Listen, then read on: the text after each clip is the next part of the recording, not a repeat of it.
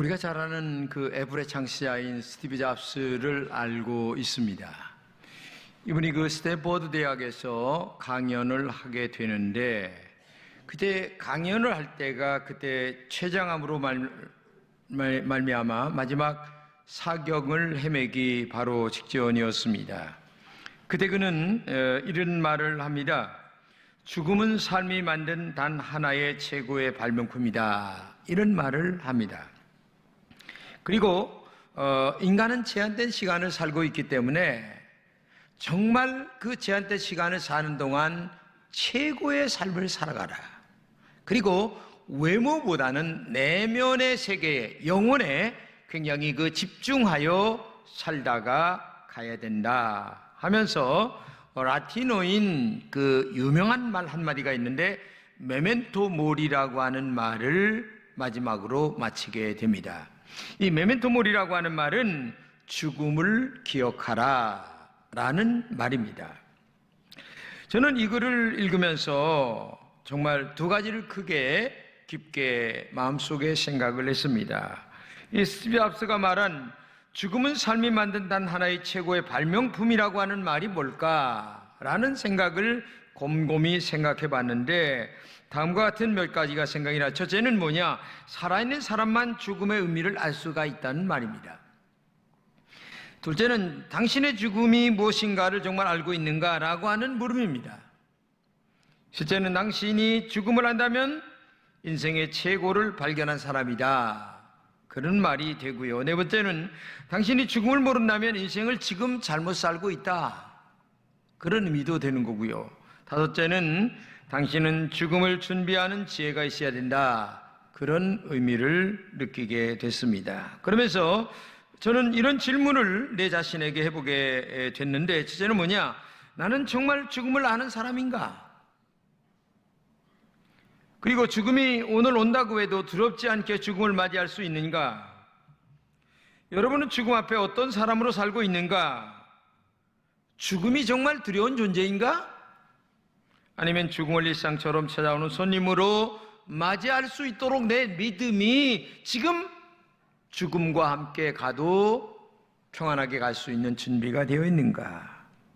죽음은 나에게 정말 어떤 존재인가? 이런 것들을 질문하지 않을 수 없었습니다. 그리고 두 번째, 죽음을 기억하라라고 하는 이 메멘토 모리라고 하는 말을 여러분들이 아셔야 됩니다. 이 말은 라틴어인데, 고대 로마에는 전쟁에 승리한 장군이 개선 장군이 되어 돌아올 때에 제일 앞에 하나의 젊은 청년을 세워서 개선 장군 앞에서 메멘토 모리, 메멘토 모리라고 소리를 치게 했다고 하는 얘기입니다. 이 말은 무슨 말이냐면은, 내가 지금은 개선 장군이 되어 엄청난 영웅처럼 돌아올지 모르겠지만은 너도 언젠가 죽을 날을 기억하라 라고 하는 말을 그 개선 장군 앞에서 소리를 지르게 만들었다고 하는 얘기입니다. 한마디로 얘기하면 언제나 개선 장군이랄지라도 너는 겸손하라. 네가 배운 것이 있고 가진 것이 있고 명예가 있다 할지라도 죽음 앞에 있다는 이런 의미를 생각하면 언제나 겸손해라 라고 하는 그런 의미를 담고 있다는 얘기입니다. 셀리 디스테일이라고 하는 사람이 쓴 인생의 마지막 순간이라는 책이 있습니다. 죽음을 깊이 생각하게 하는 좋은 책인데 여러분 한번 읽어보시면 굉장히 도움이 될 것입니다. 작가는 우리 인생을 아래와 같이 표현하고 있는데 같이 한번 읽겠습니다. 우리 인생은 위태롭지만 아름답다. 우리의 고충이 여기에 있다. 죽음이 어느 순간에 찾아오기 때문이다. 죽음은 결코 피할 수 없다. 그런데 우리는 이 사실을 늘 잊고 산다. 그러면서 조화보다 시들어버린 생활을 좋아한다. 금방 떨어진 발길에 차이고 날 단풍을 일부러 찾아가서 구경한다. 산깃을 너머로 저물어가는 석양 넋놓고 바라보는 깊은 생각을 한다. 그렇게 금방 사라지고 말 취약한 것들이 우리의 가슴을 설레게 한다. 말하자면 떨어지는 석양을 보면서 아름다움만 생각하는 것이다. 거기서 내 인생도 언젠가 저렇게 순간적으로 떨어진다는 것이다. 이런 것은 생각지도 못한다. 이것이 인간이다. 그러니까 석양이 떨어지는 그 아름다움을 보면서 야 멋있다, 나까지만 생각하지 나도 저렇게 떨어질 날이 있어. 그렇기 때문에 나는 어떻게 살아야 돼? 라고까지 나가지 않는다는 거예요. 발길의 차이는 붉게 물든 가랑잎을 밟으면서 야, 참 멋있다. 근데 그까지만 생각하지 나도 언젠가는 이 가랑잎처럼 떨어질 날이 있겠지? 그래, 한순간순간마다 메멘토 모리, 나는 죽어. 이걸 생각하면서 오늘이 내 인생의 종말인 것처럼 하루하루를 성실하고 건전하고 지혜롭게 그리고 하나님 앞에 바르게 살려고 하는 영적 자세가 우리에게 없다고 하는 것입니다. 어느 독자는 아까 얘기했던 이 책을 읽으면서 너무나 마음이 답답했어요. 그래서 옆에 있던 텔레비를 보고 있던 남편에게 이런 얘기를 했어요. 여보, 내가 죽으면 어떻게 해야 할까? 정말 고민이 많이 돼. 땅속에 묻히면 너무 갑갑할 것 같고 화장을 하면 너무 뜨거울 것 같고 내가 나무 좋아하는데 수목장 어떨까? 이렇게 말을 건넸어요. 그러니까 이 남편이 쳐다보지도 않고 하는 말이 죽었는데 뭐가 뜨거워? 한마디를 딱 던지는데 야, 남편이 너무나 원망스럽더라는 거예요. 나는 너무나 심각하게 죽음에 대하여 지금 질문을 던지는데 아무 생각도 없이 죽음의 의미를 생각도 없이 축구 경기를 바라보는 그 남편이 저 사람하고 내가 사는 게 잘 사는 건가? 지금 끝나버릴까? 하는 생각까지 하게 됐다고 하는 얘기입니다. 여러분, 죽음은 현실입니다. 죽음은 금방 찾아오는 아주 가까운 손님이에요. 남의 일이 아닙니다. 내일입니다. 우리는 본문에서 다음과 같은 주의 음성을 들었으면 합니다. 첫째는 뭐냐? 죽음은 우연이 아니라 필연이라고 말씀하고 있습니다. 한 번 죽는 것을 사람에게 정했다라고 말씀하고 있잖아요. 정해진 운명이라는 얘기입니다. 여기 정했다고 하는 말의 의미를 우리말로 번역하면 이미 충분하게 쌓여졌다 이런 말이에요. 뭐가 쌓여졌냐? 죽을 수밖에 없도록 하나님 앞에 죄가 쌓여져 있다는 거예요. 충분하게 컵에 물을 붓는데 이미 철철 넘치도록 죄가 쌓여져 있어요. 그래서 죽을 수밖에 없도록 이렇게 쌓여 있다는 거죠. 하나님이 죽음의 못을 박았는데 뺄 수 없도록 만들어놨어요. 아무리 장도리로 이 못을 빼려고 애를 써도 죽음의 못을 뺀 사람은 한 사람도 없습니다. 그런데 어느 사람들은 죽음을 보면서 야, 정말 행복하게 죽었다 이렇게 얘기를 해요. 근데 그 행복하다고 하는 개념 자체가 뭐냐면 인간 편에서 하는 말입니다. 인간 편에서 볼 적에 조금 오래 살고 아니면 좀 잘 살다가 그 다음에 잠자다가 죽으면 좋다 이런 개념이에요. 근데 실상 하나님이 볼 때에는 죽음 자체를 갖다가 행복하다 불행하다 이렇게 얘기하지 않아요. 진짜 행복과 불행은 죽음 자체에 있는 게 아니라 죽음의 알맹이에 있는 거예요. 어떤 삶을 살다 죽었느냐? 그 마음에 갖고 있는 알맹이가 뭐냐?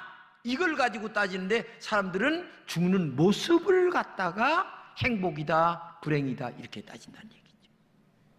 그렇기 때문에 여러분들이 정말 행복하게 살다 죽었다고 하는 개념이 하나님 앞에서 내가 보실 때에 정말 알맹이가 있도록 살아가는 삶을 살다가 죽어야 그게 진짜 행복한 삶이지, 아니 죽는 모습 자체를 놓고 불행이다 아니면은 슬프다 이렇게 얘기할 수는 없다는 얘기예요.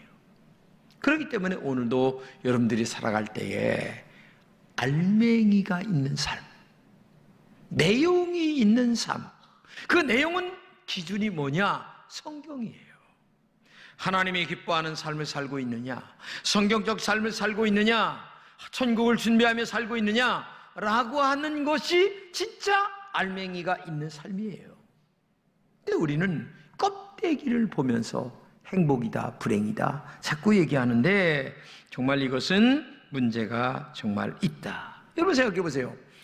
예수님처럼 불행하게 준 사람이 어디 있어요? 33세의 젊은 나이에 더군다나 십자가에서, 더군다나 십자가에 피 흘려 죽는 처형으로 죽었어요. 근데 예수님이 그렇게 비참하게 죽었다고 예수님의 존엄성에 상처를 받습니까? 왜? 그가 살아간 알맹이가 대단하기 때문에, 그가 살아간 삶의 알맹이가 너무나 소중하기 때문에, 영적이기 때문에, 하나님이 기뻐하는 삶을 살다 갔기 때문에 그가 죽는 모습은 최고의 비참으로 죽었지만은 그의 삶의 존엄성을 누가 비참하다 얘기할 사람이 누가 있겠어요? 그렇기 때문에 오늘도 여러분과 제가 살아가는 삶 속에서 제일 중요한 게 뭐냐? 바로 알맹이입니다. 내용이에요. 내용이 뭐냐? 성경적이냐? 아니면 하나님의 말씀대로 살고 있느냐? 이게 중요하다는 것을 꼭 기억하면서 죽는 방법에 대하여 너무 신경 쓰지 마세요. 교통사고로도 죽을 수도 있고 자다가 죽을 수도 있는 거고, 근데 우리는 교통사고로 죽으면 불행하다. 이건 우리의 개념이고 하나님은 그렇게 보지 않는다는 것을 꼭 기억하시면서 정말 하나님이 기뻐하는 삶을 살다가는 여러분 되시기를 진심으로 축복합니다. 두 번째는 인간은 죽음으로 끝나지 않고 죽음 후에 심판이 있다고 말씀하십니다. 죽은 후에 심판이 있으리니 본문에 이렇게 말하는데, 이 심판이라고 하는 말은 한마디로 해서 분리한다, 그런 뜻이에요. 분리한다. 이 분리는 두 가지가 있는데, 첫째는 천국과 지옥으로 분리하는 거예요. 이 땅에 사는 동안 예수님을 나의 구주로 영접했습니다. 성경이 이렇게 얘기합니다. 영접한 자, 곧 그 이름을 믿는 자들에게는 하나님의 자녀가 되는 권세를 주셨으니 이는 혈통으로나 육정으로 된 것이 아니요 영적으로 하나님의 뜻으로 된 것이다. 마치 부부가 결혼하여 애를 낳는 것처럼 하나님의 자녀가 되는 것이 아니고, 이건 영적으로 되는 일이기 때문에 믿음으로 되는 일이다, 그런 의미를 갖고 있는 거예요. 그렇기 때문에 오늘도 여러분과 제가 예수님을 나의 구주로 마음속에 믿을 때에 분리가 딱 된다, 천국과 지옥으로 분리가 될 때에 어떻게 되겠습니까? 바로 천국 가는 은혜가 있어야지 지옥에 가면 어떻게 되겠느냐라는 얘기를 할 수 있는 거죠. 성경에 예수님과 함께 죽는 강도 둘이 있었습니다. 근데 한 강도는 죽으면서 예수님을 막 욕합니다. 근데 한 강도는 십자가에 매달렸다가 그때 예수님의 모습을 보면서 마지막으로 회개를 합니다.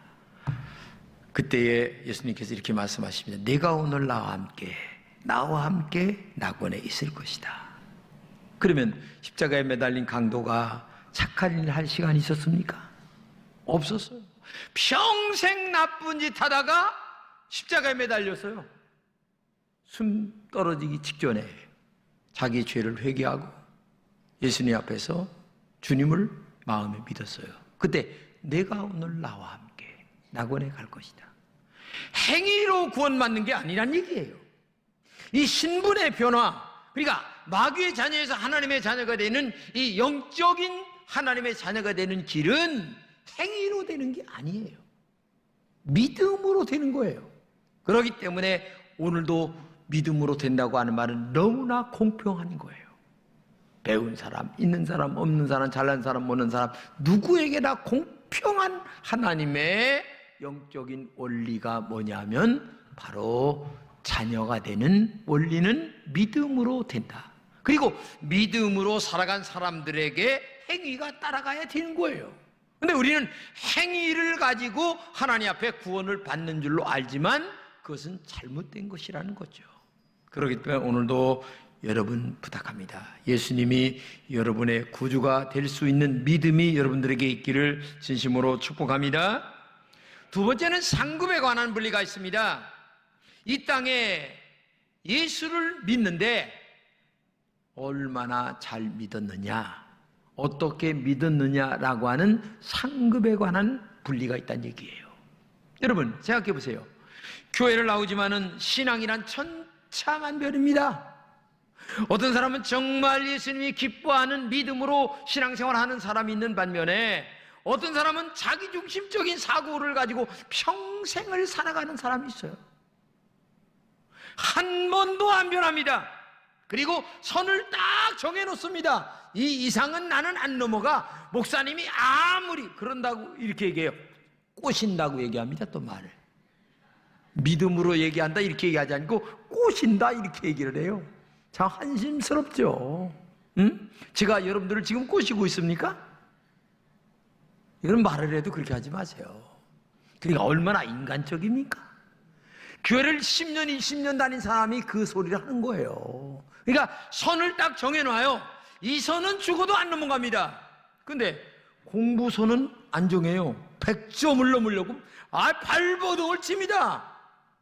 근데 천국 한번 가보세요. 어떤 일이 벌어지는가를 여러분 알 거예요. 그렇기 때문에 오늘도 상급에 관한 분리가 있다는 것을 알아야 돼요. 여러분이 짧게 살다가는 이 땅의 삶을 바르게 살아야 됩니다. 열심히 살아야 됩니다. 그 열심의 기준은 아까도 얘기했지만 성경입니다. 말씀입니다. 믿음이에요. 그렇기 때문에 하나님의 말씀대로 내가 얼마나 열심히 살아가고 있느냐, 이게 기준이에요. 대구에 가면 대봉교회가 있습니다. 제 친구가 담임 목사예요.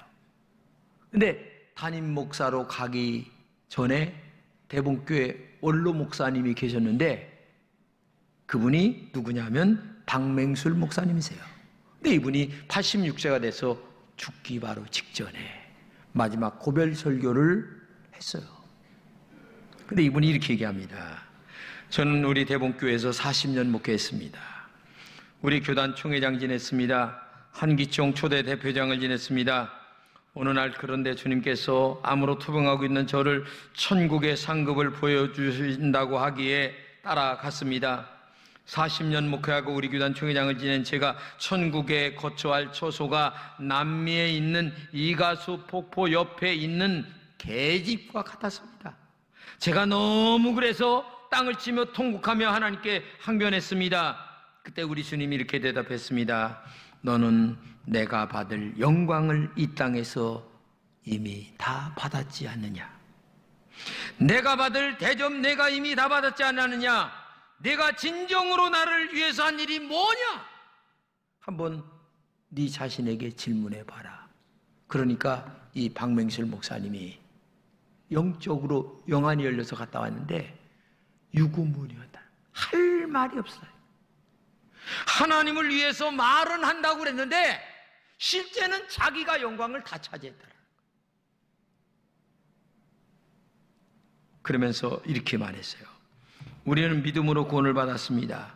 그러나 천국의 상급은 우리가 이 땅에서 주를 위해서 충성한 대로 받습니다. 우리는 하늘의 영광스러운 상급을 받기 위하여 지금 이 땅에 어떤 일을 하고 있습니까? 하면서 설교를 마치고 나서 죽기 전까지 집에 돌아가서 이분이 교인들을 한 분 한 분 다 불렀어요. 그러면서 자기가 목회하는 동안에 잘못하고 실수하고 못한 거 있으면 용서해 주세요 하면서 마지막 다 하여튼 용서를 빌고 그 다음에 우리 친구가 후임으로 갔는데 박 목사인데 이 박 목사 목회 잘하도록 장로님들 충성하시고 성도님들 충성해서 하늘의 상급을 많이 쌓으시길 바랍니다 말하고 죽었어요. 이게 한 달 전에 우리 친구가 그 글을 써서 기도 공부에 올렸어요. 제가 그 글을 보고 지금 그대로 옮긴 거예요. 기가 막힌 얘기죠. 응? 86세의 롤러 목사가 병상에서 용서를 구할 때에 눈물을 흘리지 않을 사람이 없었다는 거죠. 응? 오늘 우리가 하늘나라 상급의 면류관이 얼마나 되는가? 인간적으로 신앙생활하지 마세요. 믿음으로 하셔야 됩니다. 메멘토 모리, 당신은 언젠가 죽는다. 이거를 기억해야 되는 거예요. 마지막으로 우리의 죄 때문에 예수님께서 단번에 제물이 되셨다는 것을 알아야 됩니다. 죄는 우리를 지옥으로 끌고 가는 능력이 있어요. 우리가 지옥에 가지 않기 위하여 죄를 없애야 되는데 죄를 없애는 것은 예수님밖에 없어요. 내가 지금 10억이라는 빚을 졌어요. 돈 빌릴 영수증이 있어요. 갚을 능력이 없어요. 그러면 100억 가진 분이 와서 10억 도네이션 해야 되는 거예요. 그리고 영수증 찢어줘야 되는 거예요. 근데 마치 예수님께서 똑같은 일을 하신 거예요.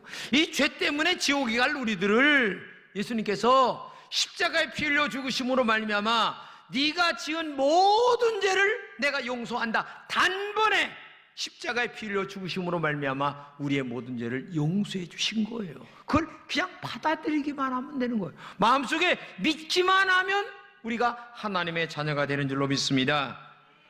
오늘 본문에 이렇게 얘기합니다. 이와 같이 그리스도도 많은 사람의 죄를 담당하시려고 단번에 들으신 바 되었고 구원에 이르게 하여 죄와 상관없이 자기를 바라는 자들에게 두 번째 나타나시리라. 십자가에서 단번에, 그러니까 십자가에서 한 번에 죽으심으로 말미암아 우리의 모든 죄를 용서해 주셨고 그분이 때가 되면 다시 재림하셔서 두 번째 우리에게 나타나 천국과 지옥을 심판해 주시겠다고 하는 얘기를 우리에게 말하고 있어요. 예수님은 지옥에 관하여 70번이나 말씀하셨습니다. 그런데 안타까운 것은 오늘 교회는 지옥에 관한 얘기를 안 해요. 사람들이 좋아하는 비위 맞히는 설교, 그리고 용기 주는 설교. 근데 그것이 필요 없다는 얘기가 아닙니다. 근데 이게 비율을 맞춰가면서 해야 돼요. 근데 요즘에 강단을 보게 되면 늘 교인들 비유 맞추는 설교만 강단에서 하는데 정말 안타까운 얘기죠. 지옥은 정말 있습니다. 정말 무시무시한 곳입니다. 신약성경은 예수님을 나의 구주로 믿지 않는 사람들이 기다리고 있는 무시무시한 파멸을 얼마나 많이 말씀하고 있는지 여러분 아셔야 됩니다.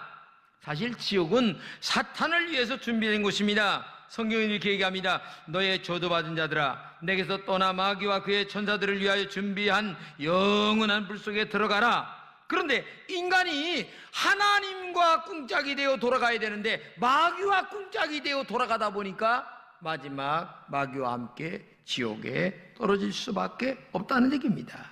그래서 세상의 모든 사람은 자신이 죄인임을 인정하고 회개하여 예수 그리스도를 마음속에 영접해야만 구원을 받는 거죠.